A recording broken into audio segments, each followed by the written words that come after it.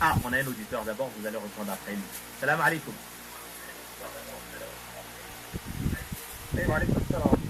Éteignez la radio derrière vous, monsieur.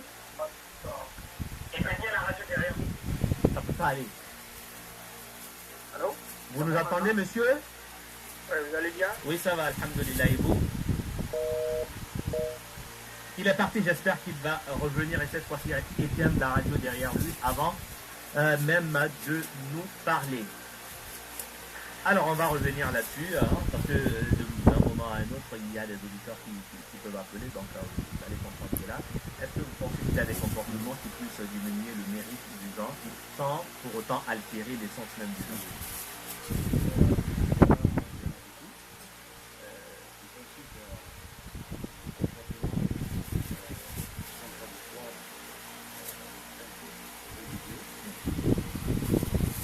On a parlé du mensonge et de la pratique du mensonge. Que dites-vous de l'injure, de la vulgarité, de la vulgarité?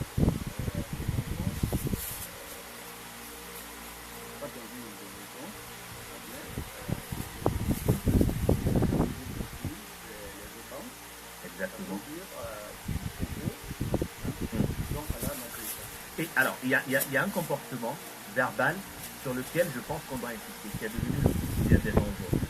Le quotidien de tous les musulmans à travers le monde, et le quotidien surtout parce qu'on le connaît que notre communauté, c'est la communauté guinéenne, la musulmane, Al-Riba. Le fait de s'asseoir et de dire que telle personne et telle personne a dit c'est ça. Vous ne lui prodiguez pas de conseils, parce que si vous lui prodiguez des conseils, vous pouvez savoir les défauts qu'il a, vous tombez. Donc vous ne faites rien de cela. Le fait de s'asseoir, Al-Riba, pendant le mois de Ramadan, qu'est-ce que vous en pensez? La dévidence est bien trop.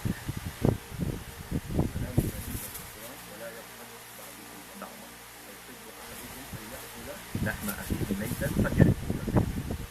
Ne motivez pas les gens tranquilles.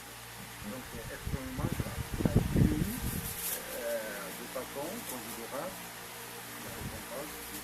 Exactement. Et ça fait partie des kabaïr, des péchés majeurs. Voilà. Parce que là, cette histoire du kabaïr, il faut qu'on soit clair là-dessus. Ce sont les genres de péchés qu'on ne peut expier que par la repentance. Il faut se repentir pour les expier. Quand on dit que astaghfirullah, c'est mineur. Les péchés majeurs, et je pense qu'il y a des érudits qui disent la persistance sur les péchés.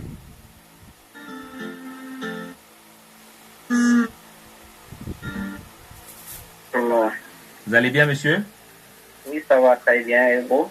Oui, ça va, alhamdulillah. Ok.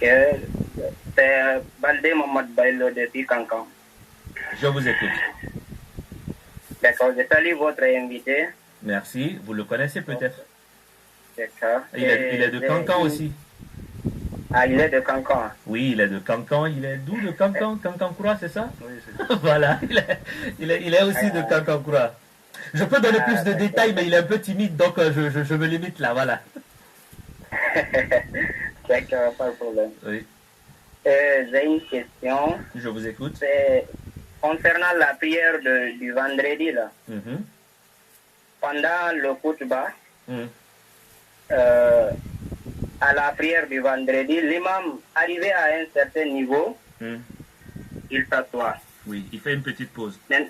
Oui, une petite pause. Mhm. Et en fait, je voudrais savoir, est-ce qu'il est bon de faire des invocations à ce niveau? D'accord. Ah, alors, quand vous posez la question, soyez clair. Est-ce qu'il est bon de faire les invocations? C'est ce que vous dites. Vous n'avez pas demandé est-ce qu'il est obligatoire de le faire? D'accord. Ok. Est-ce qu'il est obligatoire alors de le faire? Voilà, parce qu'il faut qu'on soit précis en fait sur la question. Voilà. Docteur, donc vous avez la question de notre auditeur. Ce que je peux dire à ce niveau, il n'est pas seulement bon d'invoquer, il est fortement recommandé. On appelle ça Addu'a Baina al-Khutbatayn, c'est-à-dire l'invocation entre les deux tranches du sermon du vendredi. Donc, le prophète, dans sa tradition prophétique, nous a recommandé de prier, c'est-à-dire de faire les invocations entre les deux tranches. Et c'est recommandé. Ce n'est pas pas seulement recommandé. D'accord, parce que il y a une tradition, un hadith du prophète qui dit que la journée du vendredi, il y a un instant pendant la journée de vendredi où aucune invocation n'est refoulée. Et il y a eu beaucoup de divergences d'opinion entre les écoles. Il y en a qui disent que c'est les dernières minutes avant l'appel de Al-Maghrib.